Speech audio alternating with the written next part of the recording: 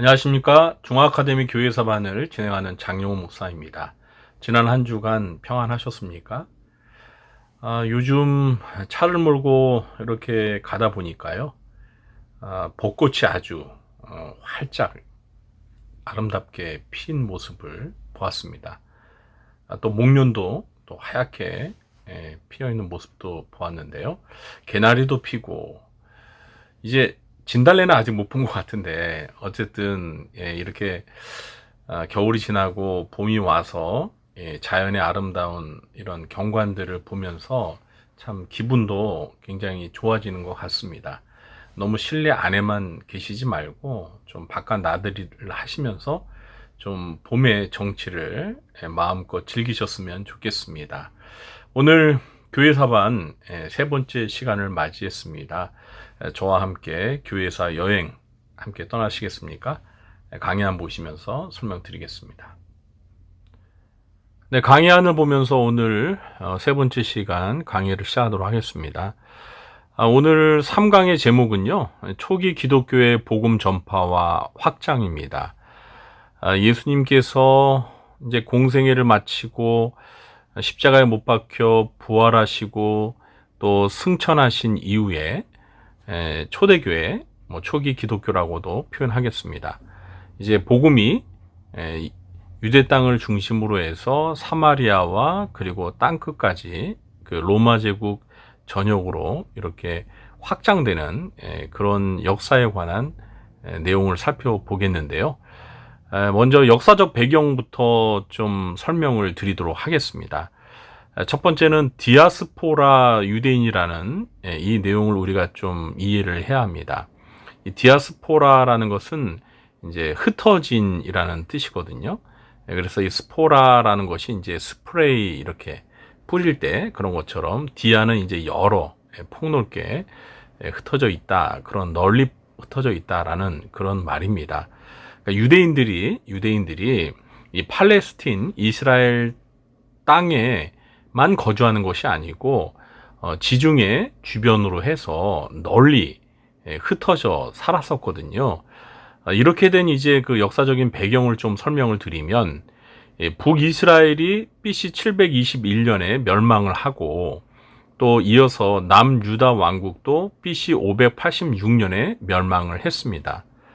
이렇게 이방 제국에 의해서 북이스라엘과 남유다가 멸망을 당하면서 이 이스라엘 민족이 여러 나라로 이렇게 포로로 끌려가면서 흩어지게 되었습니다. 물론 본국 팔레스틴 땅에 남아 있었던 사람들도 있었죠. 그러나 상당수가 이렇게 포로로 끌려가면서 흩어져 살게 되었는데요. 예수님 당시에 팔레스타인 땅에는 약 250만 명이 거주했다고 합니다. 그리고 이집트나 또 메소포타미아 지역에는 각각 100만 명씩 유대인들이 거주해서 살고 있었다고 합니다. 그뿐만 아니라 이탈리아와 또 북아프리카에도 약 10만 명의 유대인들이 거주하고 있었습니다. 특히 국제 도시였던 이집트의 알렉산드리아에 유대인들이 널리 거주하고 있었는데요.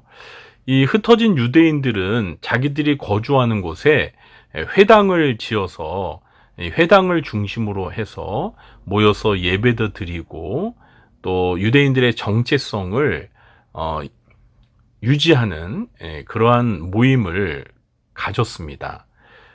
그리고 이 회당이 이제 나중에 사도들이 사도행전에서 복음을 전할 때 유대인들이 모이는 이 회당을 거점으로 해서 복음을 유대인들과 그리고 유대교에 관심이 있었던 당시의 이방인들에게도 복음을 전하는 것을 우리가 사도행전을 통해서 볼 수가 있습니다.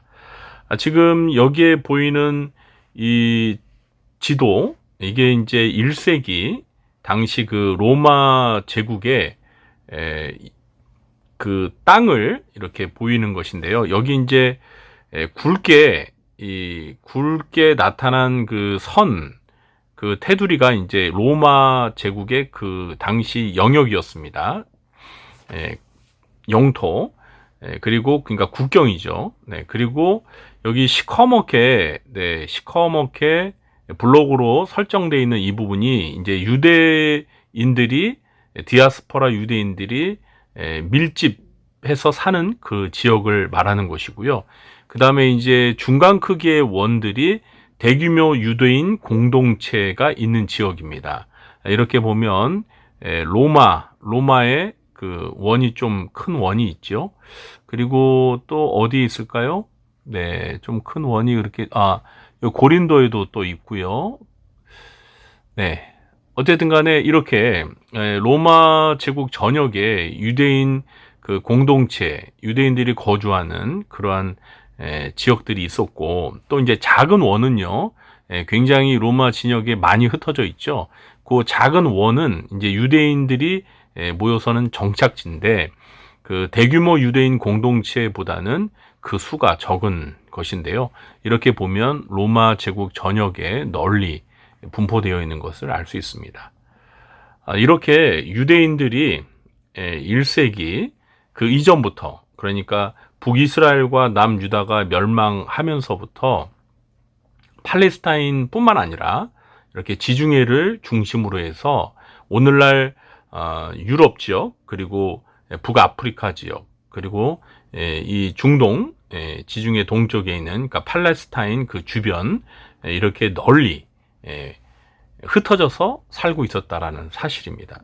유대인들은 사실 그 이후에도 2000년 이 기독교 역사에 보면 오늘날까지도 유대인들은요, 전 세계에 굉장히 많이 흩어져 살고 있었죠. 왜냐하면 이제 뭐 지금 초대 기독교 역사에 지금 이 시간에는 본격적으로 다루지는 않지만, 이제 유대인들이 멸망하면서, 주 70년에 멸망하면서 이제 나라를 잃게 되어서 거의 2000년 가까이, 거의 1500년, 1900년 가까이 나라를 잃고 세계에 흩어져 살지 않았습니까? 그러니까 유대인들이야말로 정말 디아스포라 민족이에요. 디아스포라 민족.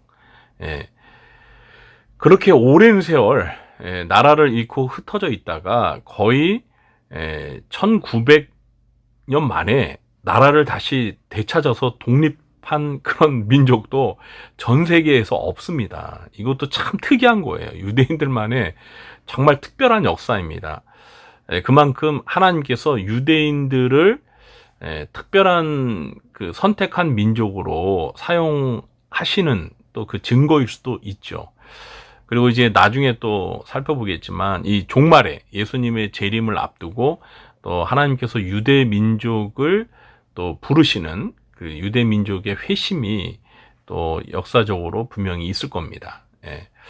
자, 어쨌든 그 예수님께서 이 세상에 이제 초림하시고 그 이후에 복음이 전파되는 데 있어서 이렇게 유대인들이 세계에 흩어져 사는 그러한 디아스포라 유대인들이 많았다는 이 사실이 이제 초기 기독교의 복음 전파가 되고 확장되는데 하나의 배경으로 우리가 이해할 수 있습니다. 두 번째는 로마의 평화 시대입니다. 이제 팍스 로마나라고 이제 하는데요. 이제 이게 라틴어인데 로마의 평화라는 뜻입니다.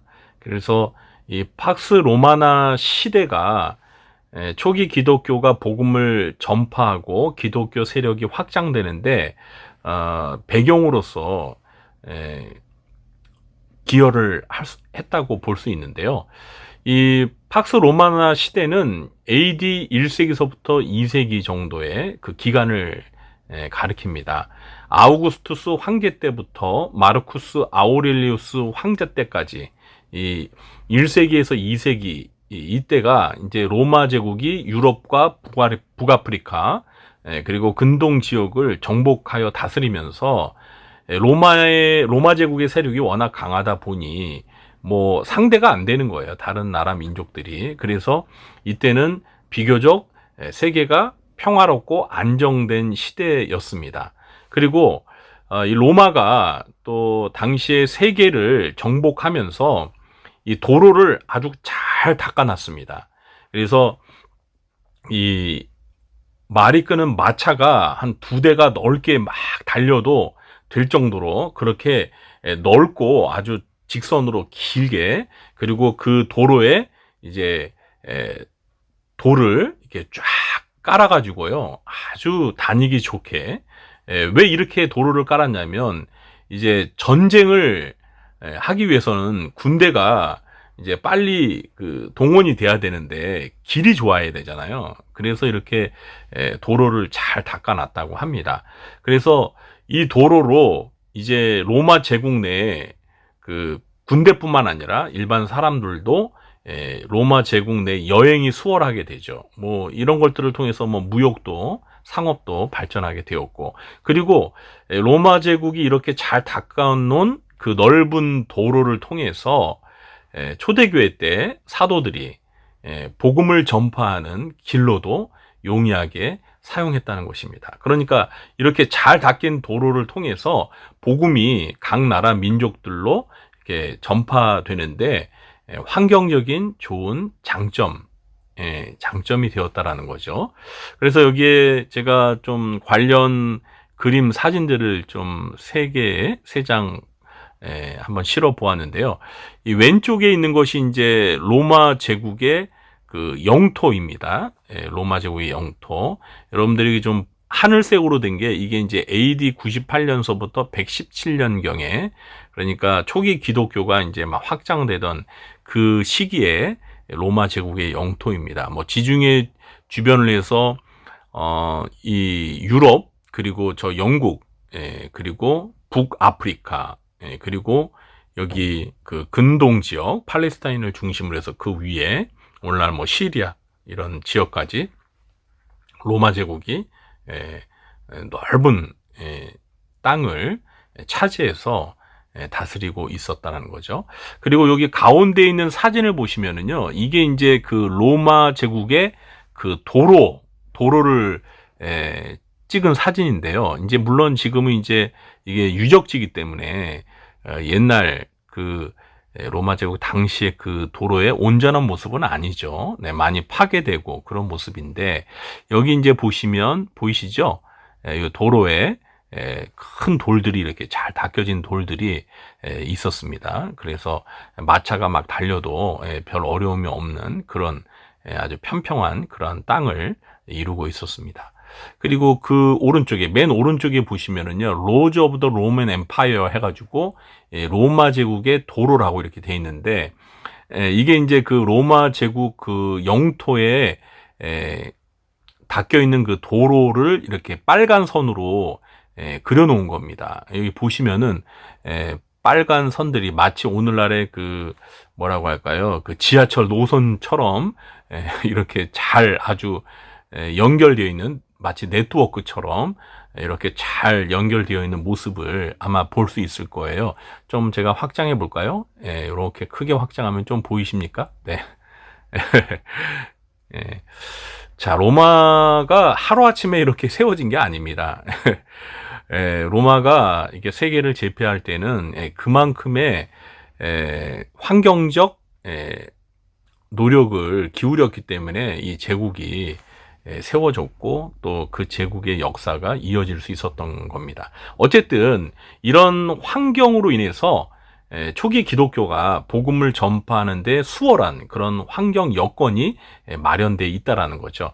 그러니까 하나님께서 사실은 이게 하나님의 섭리죠. 하나님께서 이렇게 로마 제국 때 이런 그런 역사적인 환경, 배경들을 이루게 하셔서 이제 그 때가 되어 복음이 전파될 수 있는 그런 좋은 환경 여건이 마련되어서 복음이 널리 전파되게 되었다라는 것입니다. 자, 다음은 세 번째로 헬라라는 말은 이제 그리스라는 말입니다. 헬라의 언어와 사상과 문화가 꽃피웠던 시기였습니다.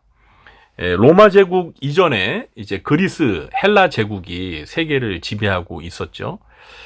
그리고 이제 로마 제국이 이어서 세계를 지배했는데, 로마 제국 시대가 되어도 그 문화나 언어, 사상은 그 그리스 제국을 그대로 이어 계승을 했다는 거예요.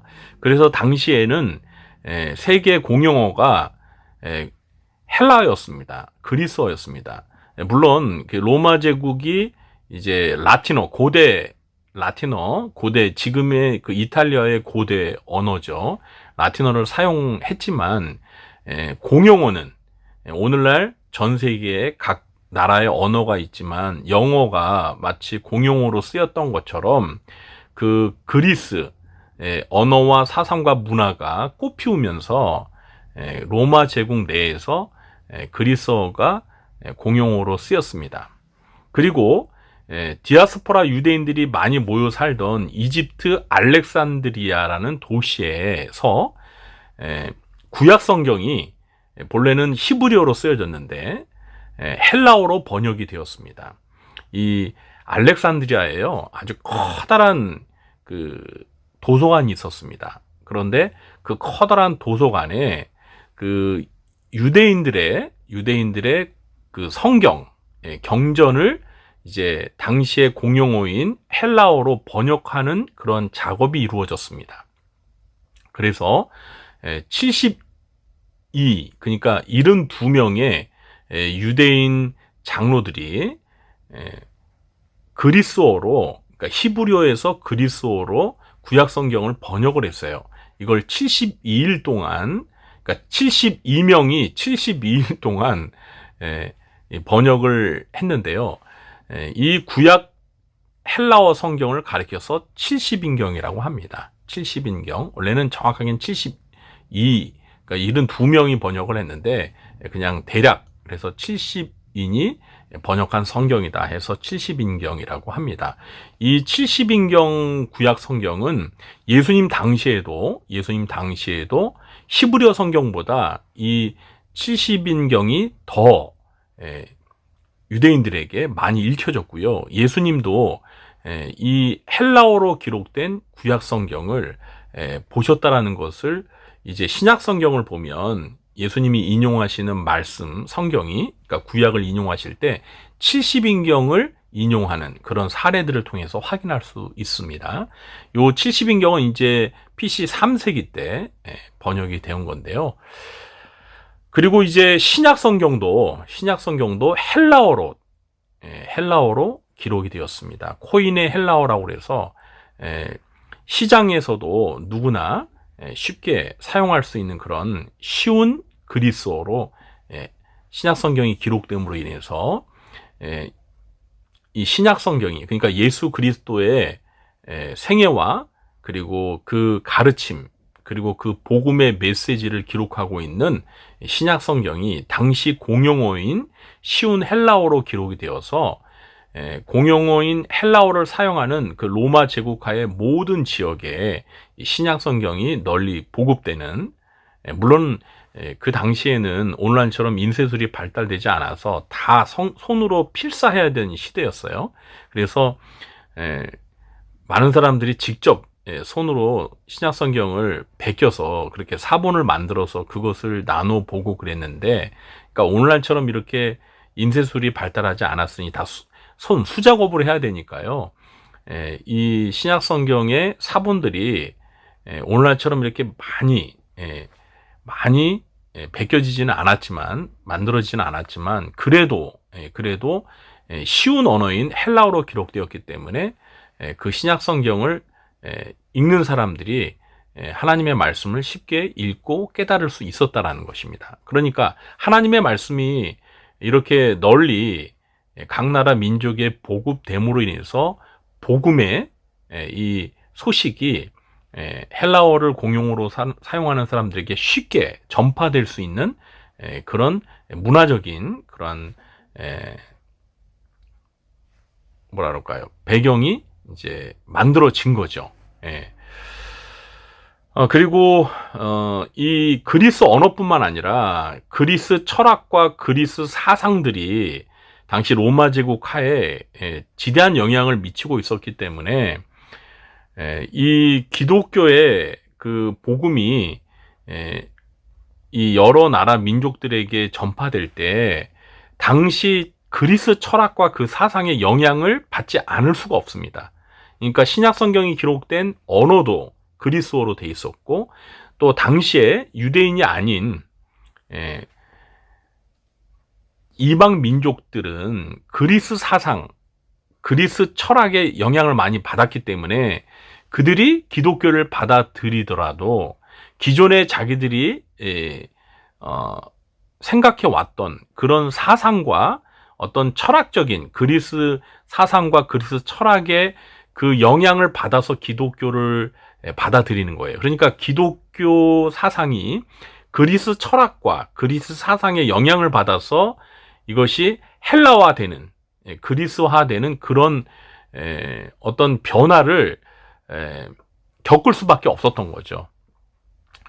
뭐 이런 것은요, 기독교가 어느 나라, 어느 민족의 그러니까 선교를 통해서 들어가더라도 그런 과정을 다 겪게 돼 있습니다. 흔히 이제 이것을 선교 용어로 토착하라고 합니다. 우리나라도 마찬가지예요. 우리나라도 기독교가 우리나라에 전래될 때 우리나라는 그동안 몇천 년 동안 뭐 불교나 유교나 또는 샤머니즘 이런 어떤 문화, 사상 이런 것들에 영향을 받아 살아왔잖아요. 그러니까 이런 것과 전혀 다른 기독교가 우리나라에 전래되었을 때도 우리가 오랫동안 생각하고 또 우리가 생활하던 그런 이방적인 문화 방식이 하루아침에 바뀌는 게 아니거든요.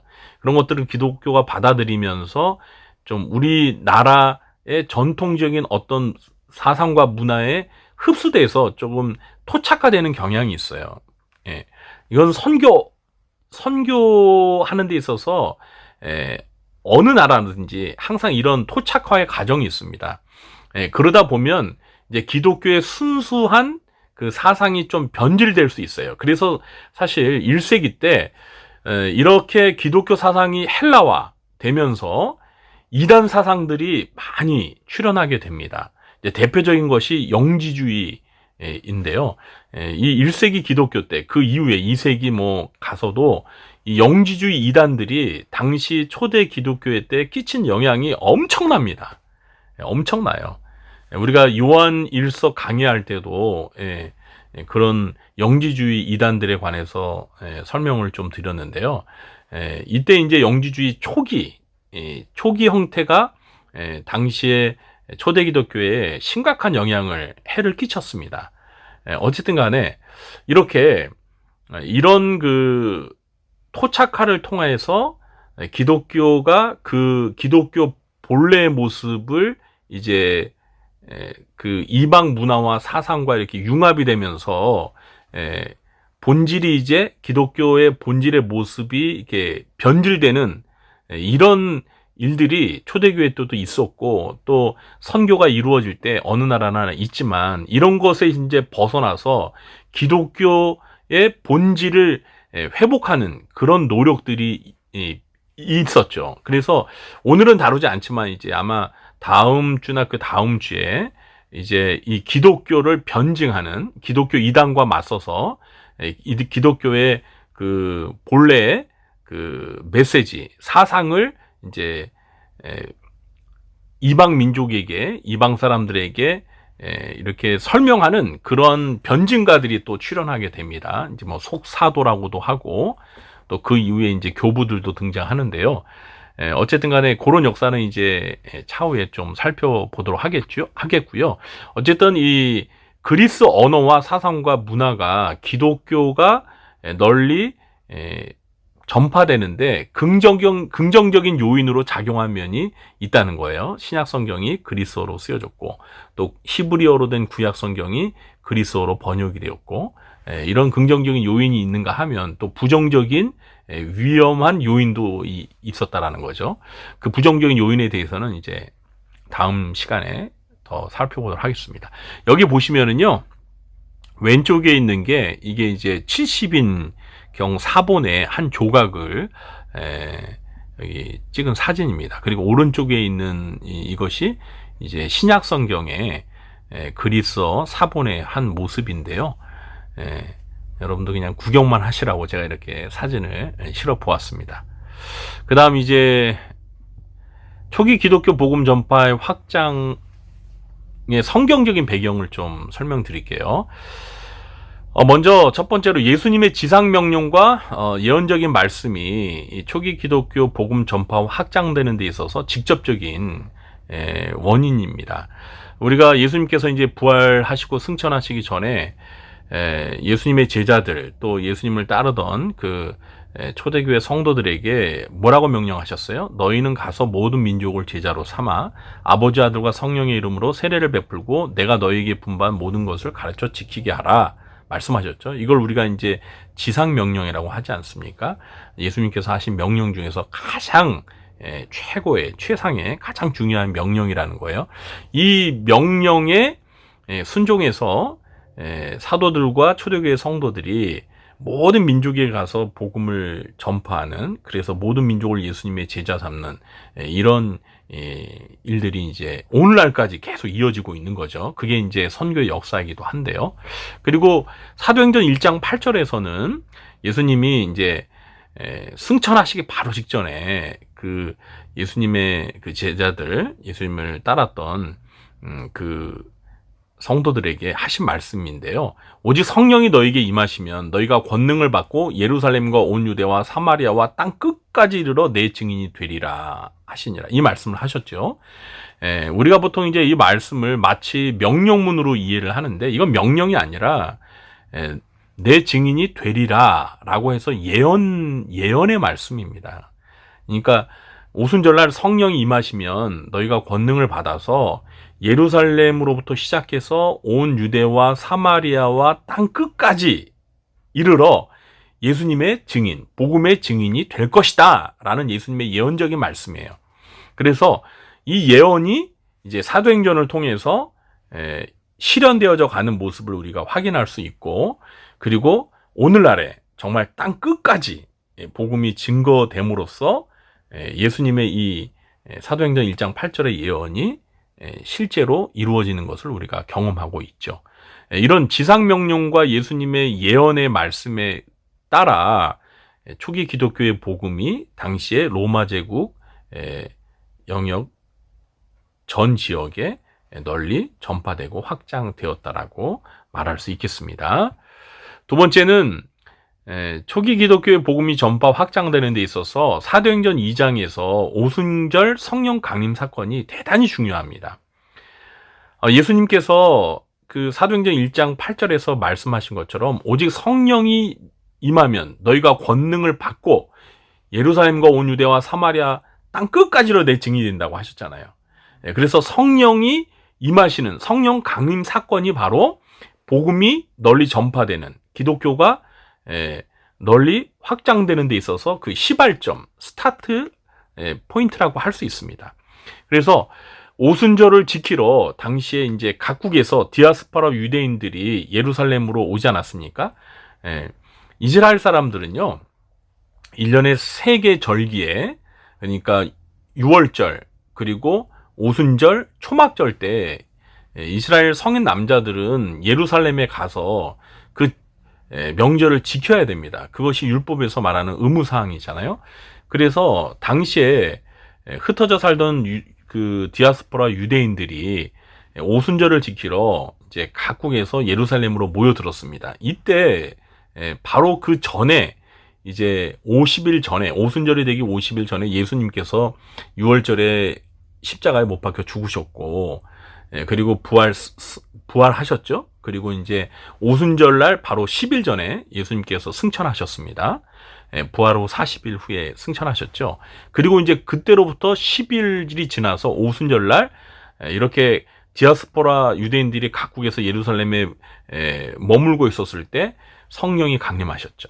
그 120명의 마가의 다락방에서 기도하던 사람들에게 임하셔서 그들이 성령 충만함을 받고, 그날 오순절에 사도 베드로가 예루살렘을 그 오순절을 지키러 왔던 그 디아스포라 유대인들에게 예수님의 십자가 사건과 그리고 부활 소식, 복음의 핵심인 그 복음을 전하게 되죠. 그리고 그것을 들었던 사람들이 성령의 강력한 역사를 통해서 회심을 하지 않습니까? 예수님을 믿게 되죠. 회개하고 예수 그리스도 이름으로 세례를 받고, 그래서 성령을 선물로 받고 그들이 이제 예수님을 믿게 되는, 그래서 하루에 3,000명이 회심하는 역사가 일어나지 않습니까?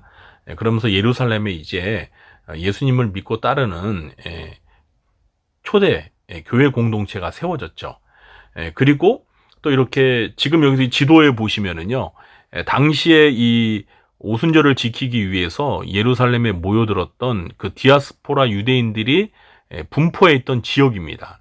지금 예루살렘, 여기 팔레스타인을 중심으로 해서 멀게는 이탈리아 로마에서, 그리고 북아프리카에서, 그리고 지금 그 소아시아, 지금의 터키 지역에서, 그리고 뭐 시리아, 이라크 이 지역, 이런 어떤 그 근동, 이런 지역에서 예루살렘을 지키러 오지 않았습니까?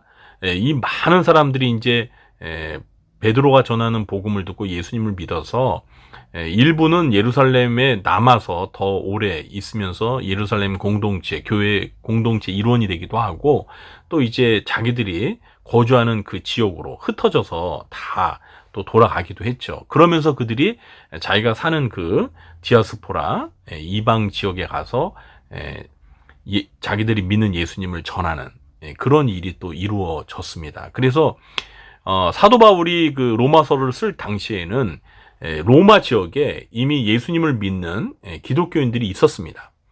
그러니까 로마 교회는 사도 바울이 개척한 교회가 아닙니다. 이미 로마 지역에 예수님을 믿는 교인들이 있었어요. 그게 어떻게 가능하냐면 바로 이 오순절에 성령 받아서 예수 믿었던 사람들이 흩어져서 로마로 돌아가서 이제 예수님을 믿는 사람들끼리 이제 전도를 하면서 거기에 교회 공동체가 세워졌다는 것을 확인할 수 있는 겁니다.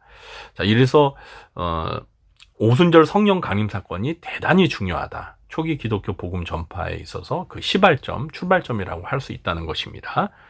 그 다음은 이제 세 번째로 사도들과 초대교회 성도들의 복음 전파가 또 그 기독교 복음 전파 확장되는 데 있어서 중요한 요인이죠. 그 예수님의 그 명령, 지상 명령에 따라서 예수님의 12 사도들과 그리고 초대교회 성도들과 그리고 이제 초대 예루살렘 교회를 그 핍박했던 사도 바울이 회심을 해서 사도행전 9장에서 이제 극적으로 다메섹에 기독교인들을 박해하러 가다가 예수님을, 부활하신 예수님을 만나지 않습니까? 그래서 이제 이방인에게 복음을 전하는 사도로 변화가 되죠. 그러면서 이제 사도 바울이, 물론 다른 사도들도 마찬가지입니다. 복음을 예루살렘과 유대와 사마리아와 땅 끝까지 복음을 전파하기 위해서 이제 선교를 부지런히 열심히 했죠. 사도행전은 이제 그 13장 이후서부터는 사도 바울을 중심으로 해서 세 차례의 그 선교 여행을 바울을 따라가면서 이제 그 복음이 소아시아 지역, 그 로마, 더 넓은 지역으로 이렇게 확장되는 그런 역사를 자세하게 기록하고 있지 않습니까? 그러나 사도 바울뿐만 아니라 다른 12 사도들도요, 각자가 여러 곳으로 흩어져서 복음을 전했고요. 그렇게 하면서 이제 순교를 당했죠. 그래서 사도 요한을 제외한 모든 사도들이 다 복음을 전하다가 그 지역에서 다 순교를 했습니다. 사도 요한도 사실은 엄청난 박해를 받다가 기적적으로 하나님이 살려주셔서 와석종신, 그냥 끝까지 자기 수를 다 누렸지만, 그때까지 그렇게 자연사 할 때까지 엄청난 박해 속에서 거의 순교에 가까운 핍박을, 고난을 받다가 사실 하나님의 부르심을 받았습니다. 사도 요한이요. 그래서 지금 여기 왼쪽에 보시면 이제 사도행전을 통해서 복음이, 기독교가 이제 예루살렘을 중심으로 유대와 사마리아와 그리고 이제 팔레스틴 지역을 벗어나서 이방 지역에 이제 땅끝까지 널리 확장되는 그러한 모습을 여기 정리한 그런 도표입니다. 그래서 AD 33년서부터 이제 62년 사도 바울이 이제 순교하기 직전까지 이렇게 복음이 널리 이렇게 확장되어져 가는, 그러니까 예수님의 그 사도행전 1장 8절, 그러니까 예루살렘과 온 유대와 사마리아와 땅 끝까지 이르러 내 증인이 된다는 그 예언적인 말씀이 사도행전 안에서 이미 실현되어져 가는 것을 우리가 확인할 수 있고요. 또 오른쪽에 있는 이 지도는 바로 사도 바울이 당시 지중해 주변 지역에 복음을 전하기 위해서 3차례 이상 전도 여행을 했던 그것을 지도로 이렇게 표기한 것입니다. 어쨌든 이렇게 그 사도들과 초대교회 성도들이 예수님의 지상 명령에 순종해서 복음을 들고 널리 이방 지역에까지 복음을 전하면서 이제 기독교가 이렇게 널리 확장되는 이러한 역사를 이루게 되었죠. 그리고 그 역사가 초대교회 때뿐만 아니라 계속되어서 오늘 우리나라에까지 들어오게 되었던 것입니다. 그리고 지금은 기독교가 전 세계에 이렇게 모든 민족에게 이제 선교되는 그런 정말 세상의 마지막을 우리가 눈앞에 보게 되는 그런 때까지 오게 된 거죠. 네. 오늘은 저희가 초대교회사를 보면서 이 초기 기독교의 복음 전파와 확장이라는 이 주제를 가지고 당시의 그 역사적인 배경과 성경적인 배경을 살펴보았습니다. 오늘은 주로 이제 그 1세기를 중심으로 해서 살펴보았습니다. 가급적 좀 쉽게 설명을 드리려고 하는데 잘 설명이 되었는지 모르겠습니다. 어쨌든 지금까지 들어주신 여러분 감사하고요. 저는 또 다음에 다른 주제를 가지고 찾아뵙도록 하겠습니다. 아참, 다음 주에는 저희가 고난주간입니다. 그래서 한 주 쉬어가도록 하겠습니다. 제가 또 그 고난주간 새벽기도의 말씀에 좀 집중하기 위해서 중앙아카데미 교회사 강의는 다음 한 주는 쉬어가도록 하겠습니다. 양해해 주시기 바랍니다. 다음 주에 고난주간 동안 우리가 예수님의 그 고난과 죽음을 묵상하면서 십자가 못 박혀 죽기까지 우리를 사랑하신 그 주님의 사랑을 깊이 묵상하며 은혜가 되는 그런 한 주가 되기를 바랍니다. 네, 저는 물러가겠습니다. 들어주셔서 감사합니다.